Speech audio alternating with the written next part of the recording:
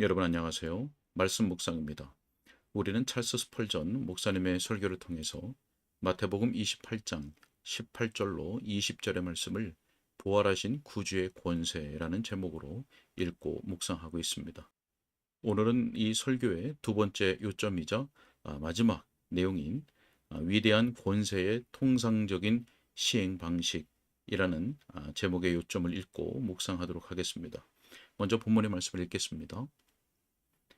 예수께서 나와 말씀하여 이르시되 하늘과 땅의 모든 권세를 내게 주셨으니 그러므로 너희는 가서 모든 민족을 제자로 삼아 아버지와 아들과 성령의 이름으로 세례를 베풀고 내가 너희에게 분부한 모든 것을 가르쳐 지키게 하라.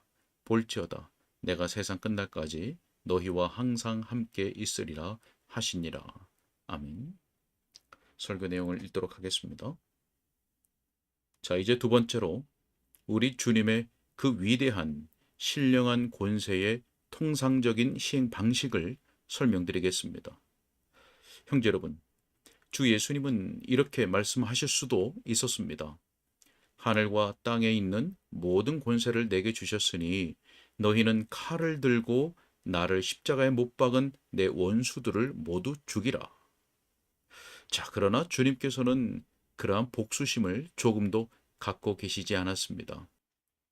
자, 또 우리 주님은 이 유대인들이 나를 죽게 만들었으니 너희는 즉시로 여러 섬들과 다른 족속들에게 가서 전파하라. 왜냐하면 이들은 내 은혜를 결코 맛보지 못하리라 라고 말씀하실 수도 있었습니다. 그러나 결코 그렇게 하시지 않았습니다. 주님께서는 예루살렘에서 시작할 것을 분명하게 말씀하셨습니다. 자신을 죽인 살인자들에게 복음을 먼저 전하라고 제자들에게 명령하셨습니다. 주님께서 모든 권세를 가지신 결과로 그 종들은 모든 족속을 제자로 삼으라는 명령을 받았습니다. 자, 형제 여러분, 예수님께서 만물을 자기에게 복종하게 하려고 제안하신 방식은 전혀 합당하지 않아 보입니다. 이들에게 가르치고 제자를 삼아 세례를 주고 그런 다음에 믿음으로 그들을 더 교육하라. 자, 이것이 바로 우리의 싸우는 병기입니까? 이것들이 주님이 주신 전투 도구와 무기들입니까? 이 세상의 군왕들은 그런 것들로 상대를 제압하지 못합니다. 왜냐하면 그들은 죽이는 기계의 힘을 의존하기 때문입니다. 이런 것들은 그들의 연약함을 증거하는 것밖에 되지 않습니다. 그들 스스로 모든 권능을 갖고 있다면 그러한 도구들을 필요로 하지 않을 것입니다. 모든 권세를 가지신 그분만이 말씀으로 명하신 일을 이루실 수 있고 사랑의 힘 말고 다른 모든 힘은 다 쓰지 않으실 수 있습니다. 자, 가르침과 설교가 자신의 권능을 과시하시는 주님의 방식임을 주목하십시오. 오늘날 어떤 이들은 영혼을 구원하기 위해서 현란한 색깔들이 조합된 천으로 교회력에 따라서 제단의 장식에 변화를 주고 또 사제들은 몇 가지 색깔로 조합된 예복을 차려입는 방식을 취해야 한다고 말합니다. 이러한 리본이나 자수 장식품들이 분향의 향기와 어우러지고 무언가 신비감을 불러일으키며 주수를 외움으로 영혼이 구원받게 해야 한다는 것입니다. 자, 그러나 구주께서는 그렇게 하지 말라고 말씀하셨습니다. 오히려 너희는 온 세상에 나아가서 복음을 모든 족속에게 전파하라고 말씀하셨습니다. 여러분 중에 누가 복음 설교가 이 나라 영국에서 새로운 형태의 옛 우상 숭배 때문에 효력을 잃을까봐 두려워합니까? 결코 두려워하지 마십시오. 우리 중 한 사람이라도 계속 복음을 전파한다면 바로 그 한 사람이 1만 사제들을 당해낼 것입니다. 오직 우리에게 여전히 성령으로 말미암아 불이 붙은 혀를 주시기를 간구하십시오. 자, 그러면 펼쳐진 성경과 홀로 남은 그 설교자가 수도사들과 고해성사를 한다는 신부들, 공고하게 짝이 없는 수녀들, 또 성지순례자들, 주교들과 교황들 전체가 합하여 이룬 그 오합지졸 같은 군대를 격퇴할 것입니다. 왜냐하면 제자들에게 설교를 하고 가르치고 세례를 주는 것이 그리스도의 방식이기 때문입니다. 주님의 명령은 하늘과 땅에 있는 모든 권세를 아버지께서 내게 주셨으니 그러므로 너희는 가서 제자를 삼고 세례를 주고 성삼위의 이름으로 더 가르치라 라고 하시는 것이었습니다. 자, 형제들이요.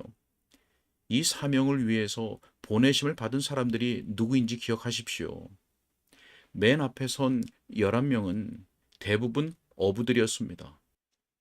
전능하신 예수님께서는 그 어부들을 택하셔서 세상을 정복하려고 하셨습니다. 왜냐하면 주님은 그들로부터 아무런 도움을 필요로 하지 않으시기 때문입니다. 모든 권세는 주님의 것입니다. 만일 주님께서 세상적인 지혜를 가진 자들을 채용하고 싶으셨다면 분명히 고린도나 아테네 같이 자기들의 성취 때문에 보편적으로 존경을 받는 사람들을 택하셨을 것입니다. 아니면 유대 나라의 학식 높은 랍비들을 찾으셨을 것입니다. 그러나 주님께서 그런 사람들을 원하지 않으셨습니다. 주님의 눈에는 자기의 성취도를 과시하는 사람들이 전혀 가치가 없었습니다. 주님께서는 진리를 배우기에 충분한 어린아이와 같고 진리를 알았을 때는 안 것을 말할 충분한 담대함을 가진 정직하고 건전한 사람들을 택하셨습니다. 교회가 세상의 학식을 의지해야 한다는 생각을 버려야 합니다. 우리는 건전한 교육이 필요 없다는 말을 한마디도 할 수 없습니다. 특별히 성경을 교육하는 면에서는 더더욱 그러합니다. 성령의 은사의 자리에 학식의 정도를 따져 사람을 세우거나 우리 인성을 영적으로 세우는 것보다 소위 현대의 문화라는 것을 더 귀하게 여기는 일은 살아계신 하나님의 집에 우상을 세우는 격입니다. 주님께서는 원하시면 가장 학식 있는 사람들 뿐만 아니라 완전히 문맹인 사람들을 사용하실 수도 있습니다. 주님께서는 너희 어부들아 가서 모든 족속을 가르치라 라고 말씀하셨습니다. 이 점에 대한 육신적 이성의 비평은 이러합니다. 연약한 방법이 더 연약한 수단들에 의해 시행된다고 말입니다. 자, 그리스도께서 사람들 가운데 자신의 능력을 사용하시는 방식인 이 복음을 설교하는 일이 오직 주님께서 권세를 가지셨다는 사실에 근거해서 이루어지고 있습니다. 형제들 중 어떤 이들이 하는 말을 들어보십시오. 복음을 죽은 죄인에게는 설교하지 말아야 한다. 왜냐하면 죄는 아무 능력을 가지고 있지 않기 때문이다. 자, 바로 그것입니다.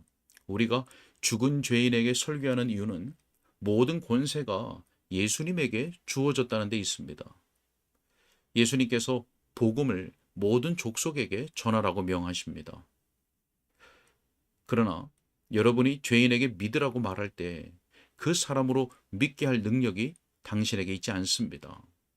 정말 그렇습니다. 우리는 그 능력을 갖고 있다고 꿈에도 생각하지 않습니다. 모든 권능은 그리스도 안에 있기 때문입니다. 죄인에게도 믿을 능력이, 설교자에게도 죄인으로 하여금 믿게 할 능력이 전혀 없습니다. 모든 권세는 우리 주님 안에 있습니다. 또 그들은 말하겠죠?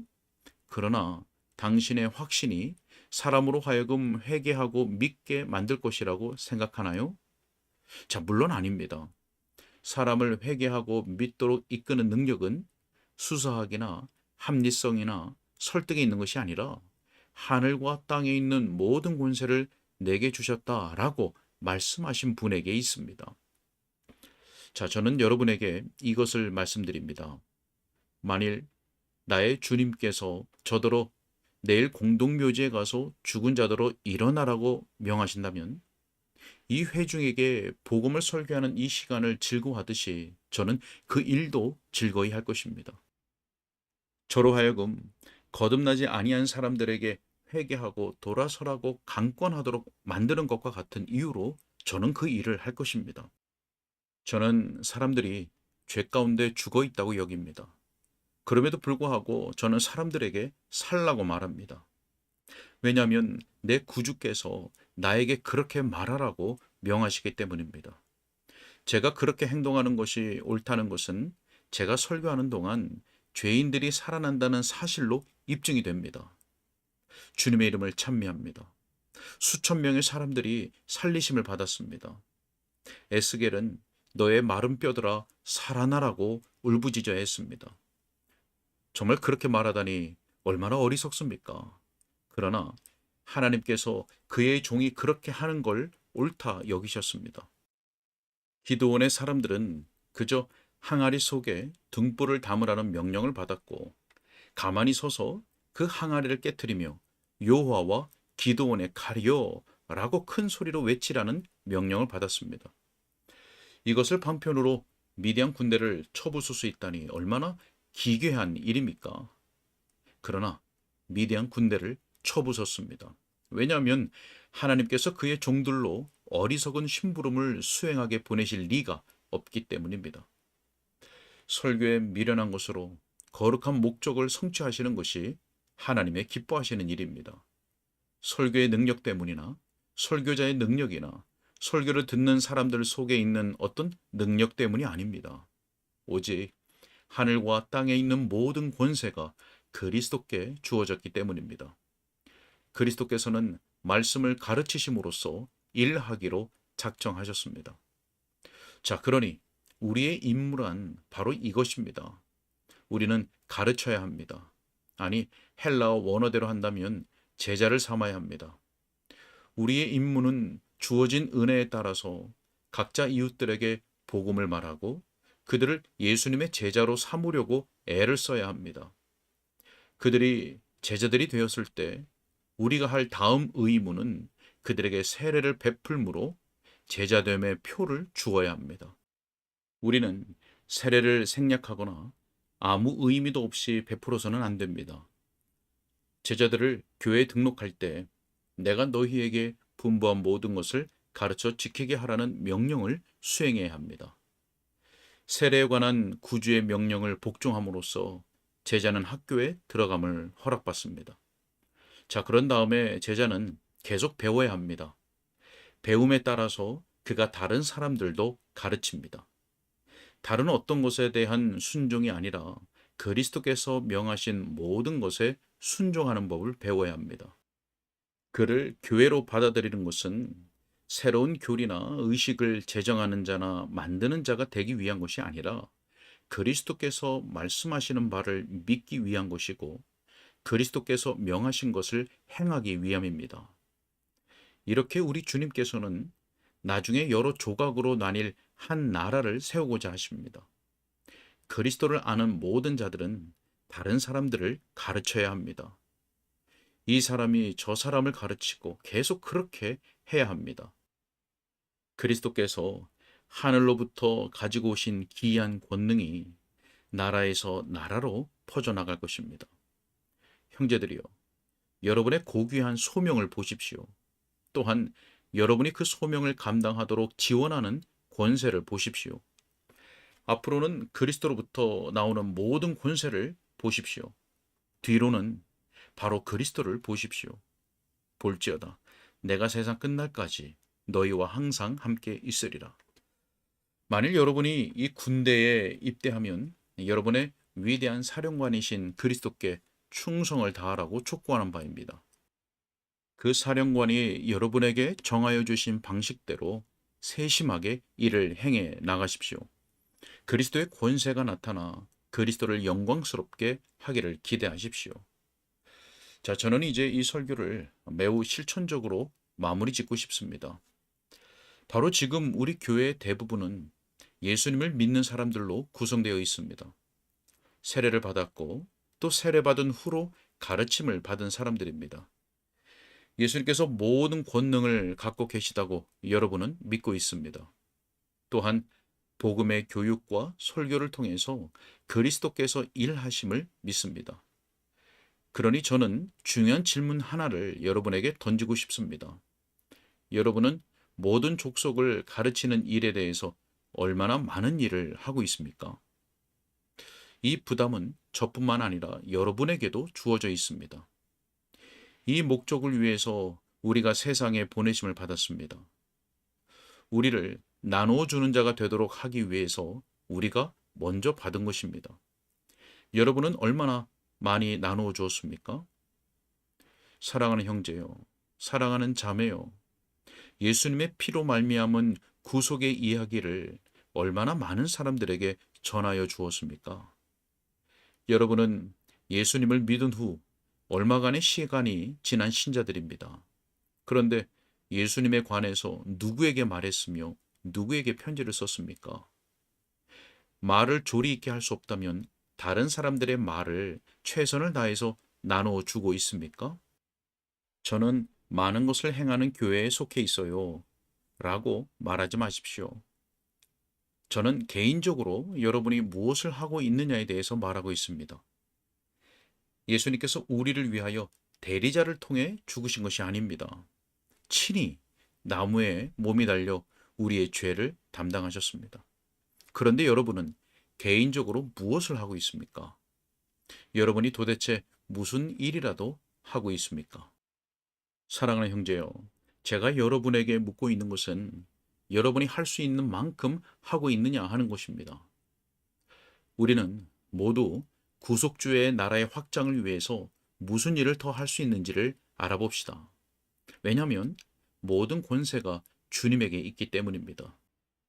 주님의 백성들이 분발하여 그 권세를 믿고 모든 족속에게 복음을 전하는 단순하면서도 힘 있는 조직을 활용하면 그때 우리 하나님께서 친히 우리를 복되게 하시고 땅끝의 모든 족속이 하나님을 경외할 것입니다.